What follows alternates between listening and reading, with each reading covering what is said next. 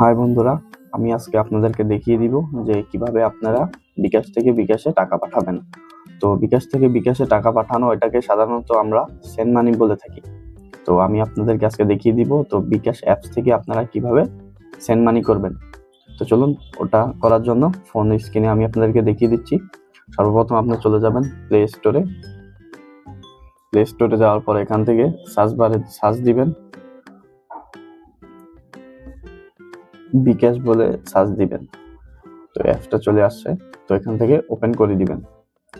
Open করার পরে দেখুন এখান থেকে আপনি যদি চান তো আপনার ফিঙ্গারটাও ব্যবহার করতে পারবেন। এই যে লোগোটা বর্তমানে বিকাশে আপডেট দিছে, সেই জন্য আপনি যদি চান এখান থেকে আপনি আপনার ফিঙ্গারটাও দিতে পারেন আপনার বিকাশ পাসওয়ার্ডের জায়গায়। তো চলুন আমি আপনাদেরকে পাসওয়ার্ড দিয়েই দেখাচ্ছি। যেহেতু আমার ফোনে পাসওয়ার্ড দেওয়া এটা হচ্ছে না, আপনাদেরকে আবার দেখিয়ে দিচ্ছি।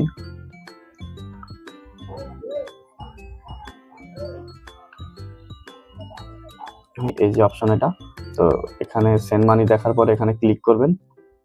ক্লিক করার পরে এখানে আপনার ফোনে যদি ওই নাম্বারটা আগে থেকে থাকে তাহলে আপনি এখান থেকে নাম্বারটা সিলেক্ট করতে পারেন। আর যদি এখানে খুঁজে না পান তাহলে আপনি এখান থেকে ওই নাম্বারটা যখনই কয়েকটা নাম্বার লিখবেন তখনই দেখা যাবে যে নাম্বারটা এখানে শো করতেছে। আমি নাম্বারটা লিখতেছি। এই যে দেখুন এখানে নাম্বারটা উঠে চলে আসছে। তো আমরা সাধারণত নাম্বারটার উপরে ক্লিক করে দিব। তো ক্লিক করে দেওয়ার পরে এখান থেকে আপনি আপনার অ্যামাউন্টটা সিলেক্ট করে নেবেন যে আসলে আপনি কত টাকা পাঠাতে চাচ্ছেন। তো আমার বিকাশে বেশি টাকা নাই, সেজন্য আমি আপনাদেরকে দেখানোর জন্য আমি অল্প কিছু টাকা পরিমাণ দিয়ে দিচ্ছি। দেওয়ার পরে এখান থেকে এটা ক্লিক করে দিবেন। ক্লিক করে দেওয়ার পরে এখান থেকে আপনার কাছে পিন নাম্বার চাইবে, তো আপনি পিন নাম্বারটা দিয়ে দিবেন। আমি পিন নাম্বারটা দিয়ে দিচ্ছি। তো এখান থেকে সিলেক্ট করে দিবেন। তো দেখুন আমাদের এটি হয়ে গেছে। এখন যখনই আমরা এটাতে ট্যাপ করে ধরে রাখবো তখনই আমাদের সেন্ড মানিটা সফল হবে। তো দেখুন আমি এটা দেখিয়ে দিচ্ছি আপনাদেরকে। তো দেখুন আমার এই যে বিকাশ যে সেন্ড মানি বা টাকা পাঠানো যেটা বলেন আপনারা, ওটা কিন্তু সফল হয়ে গেছে।